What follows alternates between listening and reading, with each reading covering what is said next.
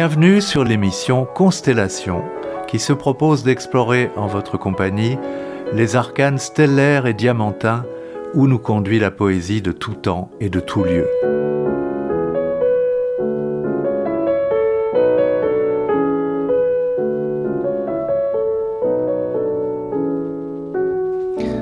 Bonjour, notre dernière émission portait sur, et je devrais plutôt dire, était portée par Stéphane Mallarmé et son texte quasi testamentaire « Un coup de dé jamais n'abolira le hasard ». Et justement, ce hasard jamais aboli m'a porté à la rencontre du poète dont je veux évoquer l'œuvre aujourd'hui, Jean-Pierre Siméon.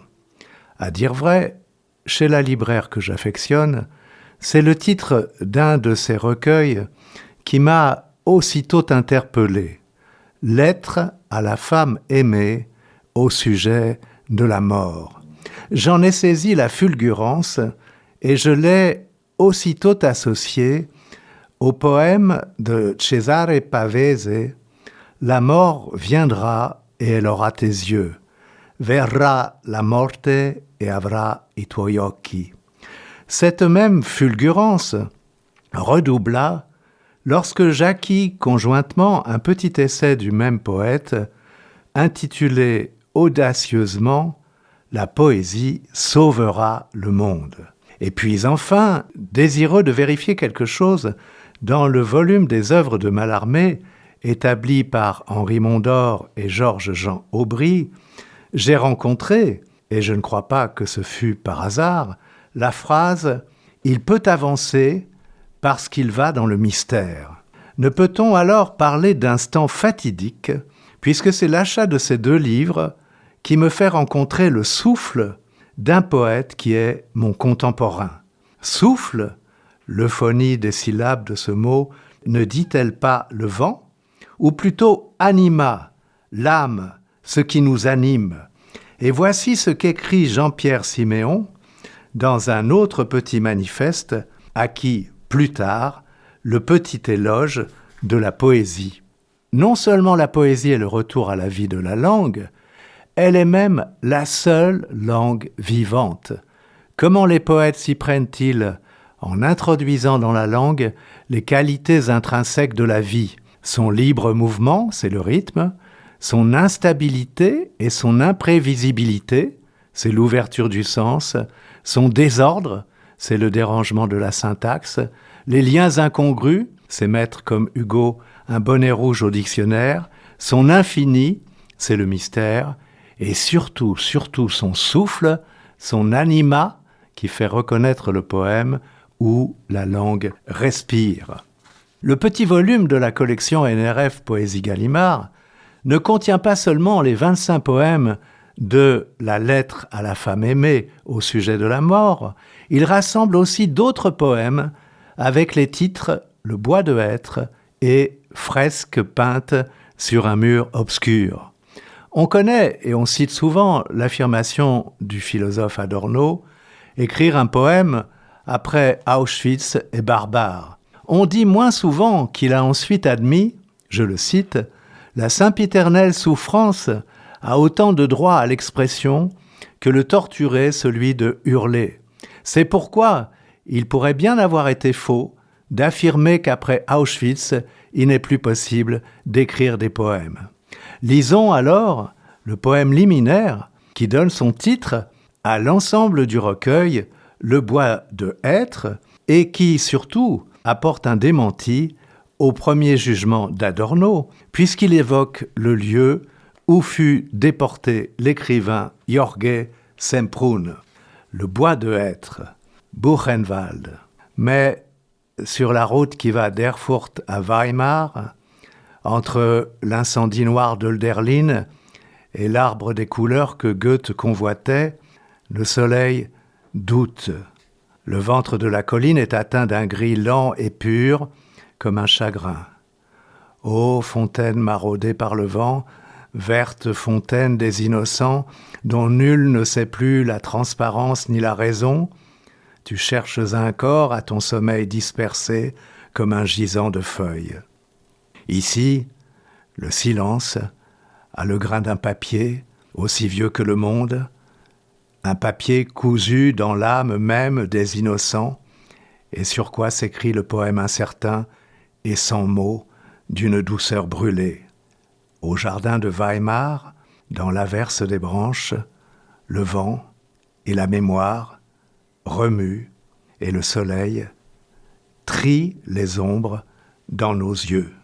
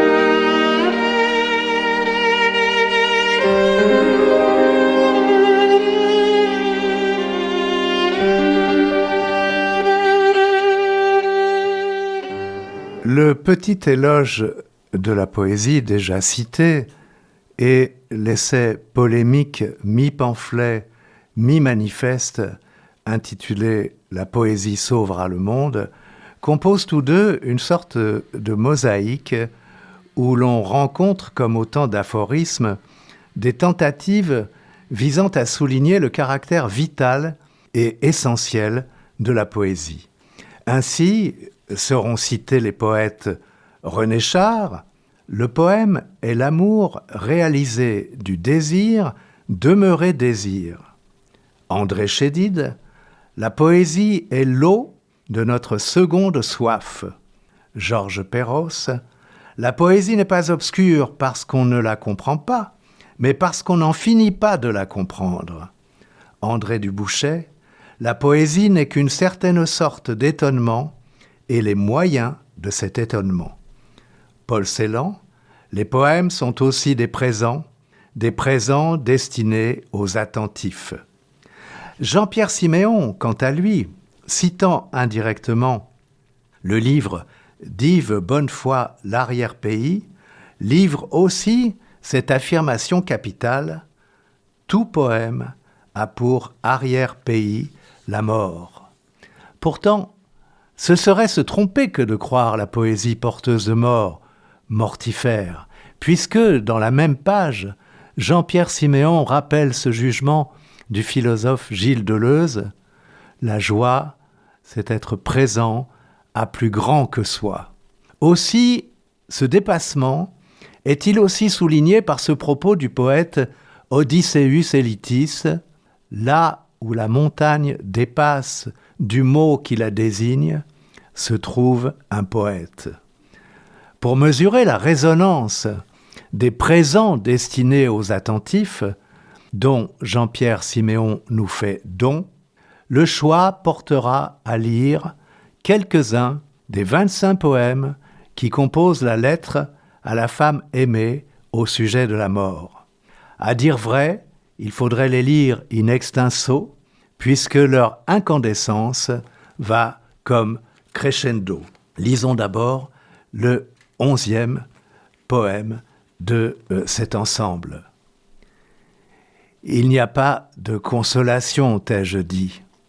Alors que tu ignorais, lointaine à mes côtés, ma main posée dans ta main.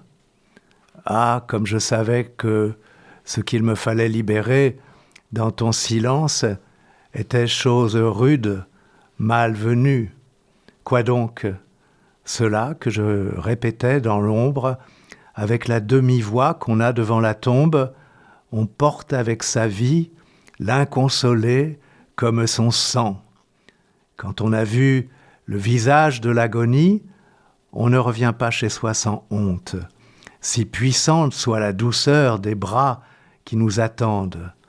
On ne peut perdre son ombre au porte-manteau et se croire, fût-ce un instant, épargné. Désormais, un poids nouveau pèse sur tes épaules, à toute heure une fatigue dormante tient la pensée.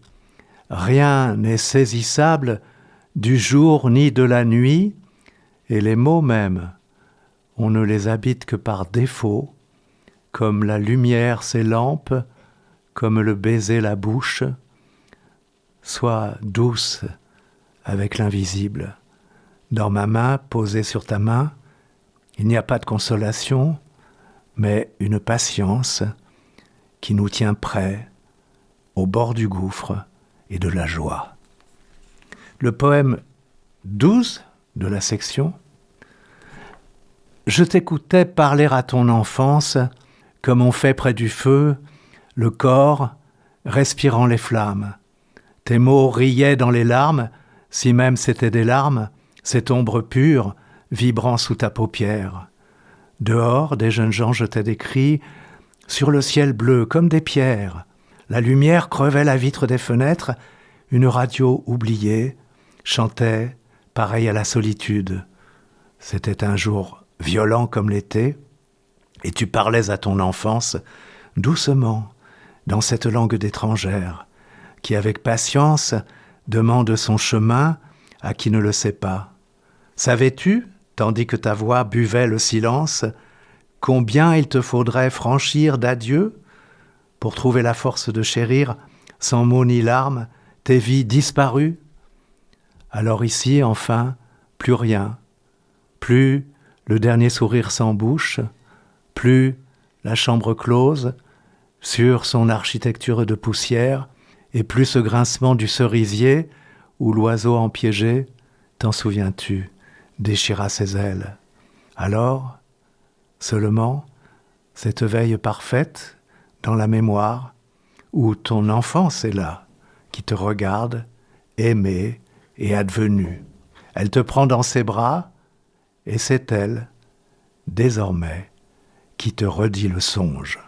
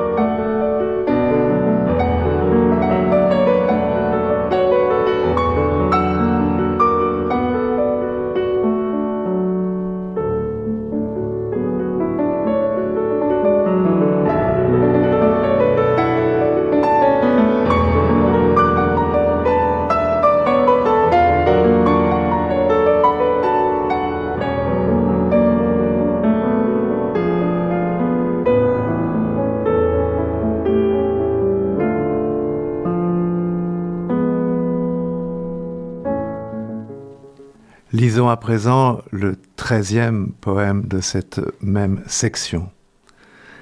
Écoute, oh, écoute, ma jeune, ma tendre, ma pleureuse. Il y a lointainement un chant, comme un écho des vagues qui battent dans la mer, loin une voix qui chante dans le néant. Ce n'est pas une image, ce n'est pas l'argument de douceur que voudrait le poème. Je n'invente pas, ni ne cherche à faire vivre la mort plus que son dû. Nous savons, il n'y a pas de clémence. Mais, oh, écoute, ouvre l'oreille dans la fureur, laisse la bataille, entends ce qui ne vient ni du ciel ni de l'âme, la chose qui n'excède ni le temps ni le lieu, elle est dans la vie pleine et en elle se connaît. Pour cela, nul nombre d'or et nulle pensée n'en viendra à bout. C'est un chant, à peine, une phrase de lumière posée dans l'instant. Nous n'avons pas de dieux à croire, depuis que nous savons rêver les yeux ouverts, depuis que nous savons qu'il n'y a d'éternité que celle que les amants s'offrent l'un à l'autre. Nous ne sommes que de ce monde, mon amour, et face à la mort qu'on lit sans comprendre, entends la part heureuse qui parle dans ta nuit. Puis le poème 14. Que peut la poésie contre la mort? Rien. Que peut dire la poésie de la mort? Rien. Le trou des cimetières l'avale, et sur la tombe, le poème demeure une croix stupide, rouillée par les vents. Mais le poète peut parler entre le soleil et la mort. Il dit « Nous parlerons aux vivants du vivant pour partager l'absence et le chagrin, la main posée sur la poitrine de ceux que nous aimons. » Il dit encore « Le cœur éphémère est roi, lui seul est comptable des 7 nuits de la douleur, à lui seul joie plénière. Nous pouvons comprendre avec un corps d'ardeur la confusion des herbes au soir et la netteté du givre au matin. C'est beaucoup. Qui, si l'amour l'accomplit, ne saura suivre la spirale montante qui lie la terre au dernier ciel de la conscience. Toutes les gloires, tous les drames, nous les tenons là dans nos mains. La cruauté, nous la savons, jusqu'à la racine des cheveux. Nous disparaissons déjà, mais laissons la poussière des fables filer entre nos doigts. Tenons le pas sur la terre verte. Tenons-nous au travail du galet dans le ressac. Soyons simples avec la beauté. Aimons-la, incomplète et solitaire, comme une ruelle oubliée derrière les ruines. Et vivons d'un jour à l'autre, pareils à ces nomades dont le sel brûlait les pieds, mais qui s'abreuvaient au lait inépuisable des songes.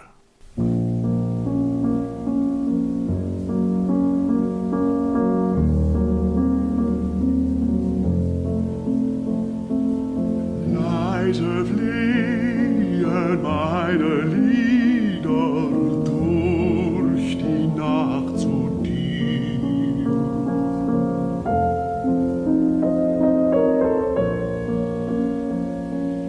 In den stillen einer Lieder, Liebchen, komm zu mir.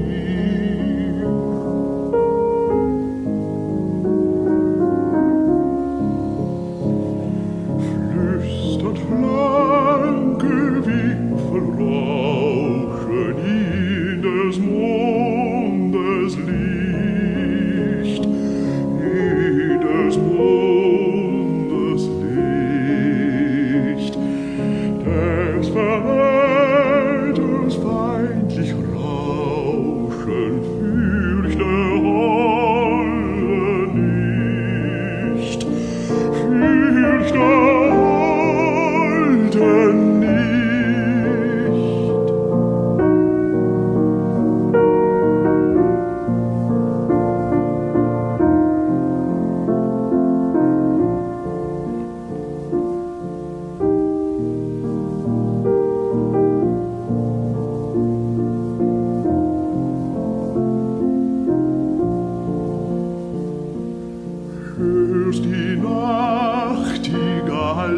jagen, ach, sie flühen dich.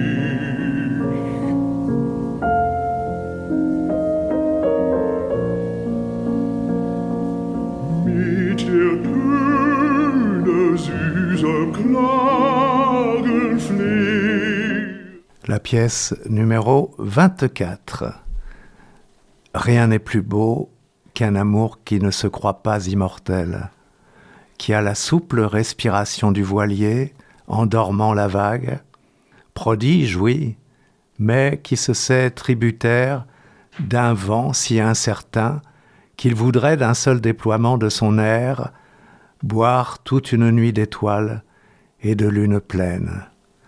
Un amour comme une joie d'enfance, grandi de sa fin trop proche et qui se tient timide aux fêtes de l'instant, ni d'hirondelle dans le noir. Ah, ce n'est pas cela, un amour de légende qui se targue des mélancolies et geint à genoux sous la couronne des roses. Toi, mon aimé, demeure princière en ton rire, chaque matin devant ta mort et ma mort, sois libre et fier et ferme, car il suffit de la caresse d'un rire pour que tout en nous se recompose et que soit le monde uniment sous nos mains le passage et la durée, la nudité d'une âme dans la douceur du corps. Nous mourrons, mon amour, sans rien perdre, si nous séjournons, visages étonnés, dans l'instant qui nous prolonge, et fait de nos gestes les plus simples, baisers, murmures, épaules lentes, un feu dormant. Demeurons, mon aimé, fût-ce au cœur d'un sanglot silencieux, une joie ouverte, sommet de l'éclair, rire et bonté, persistant dans la disparition. Le poème 25. Ma bien-aimée, je ne te parlerai pas de ma mort, tu l'as connue déjà. Il faudra bien que nous ayons une épaule pour deux et l'appuyer à la hauteur du ciel quand le vide adviendra. Il faudra bien sortir de la douleur pour que nous nous retrouvions.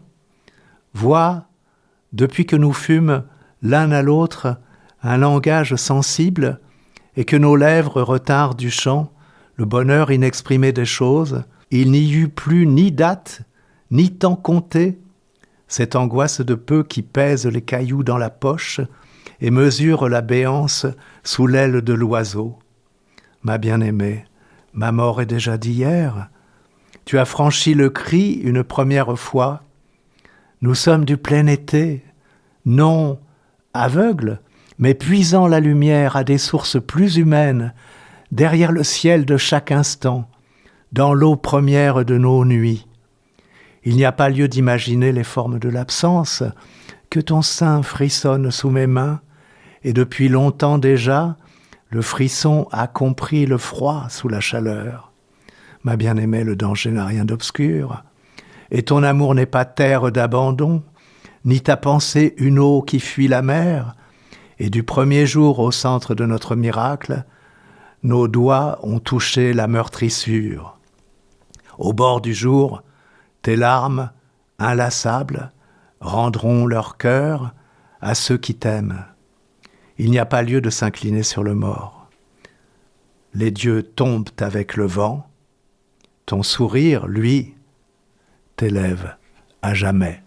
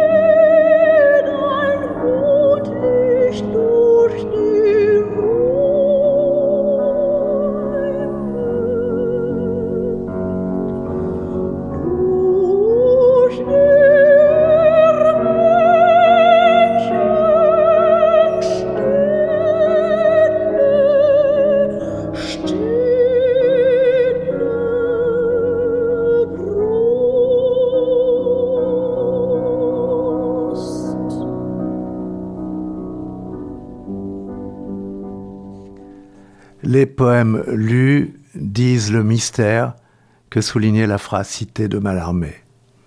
Du verbe grec muo, se tenir les yeux fermés et la bouche close, et du mot grec mystis, qui signifie initié au mystère ou initiateur, puisque les Grecs anciens donnaient cette épithète à certains de leurs dieux, Bacchus ou Apollon.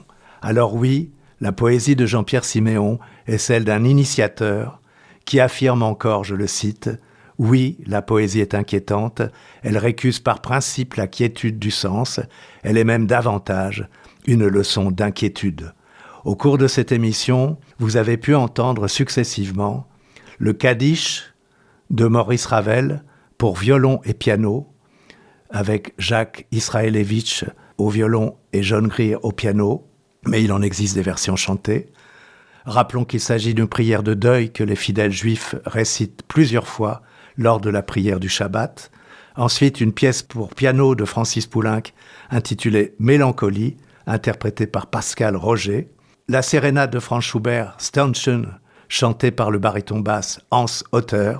Et enfin, toujours de Schubert, la pièce « Nacht und Traume », interprétée par la soprano Barbara Hendricks avec Radu Lupu au piano.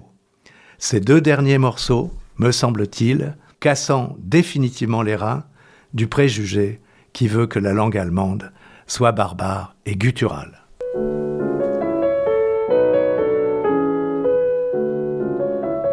Cette émission hebdomadaire est diffusée en direct les mardis de 10h à 10h30 et rediffusée les vendredis de 13h30 à 14h. Vous pouvez aussi la réécouter en podcast, comme toutes les autres émissions des RLP.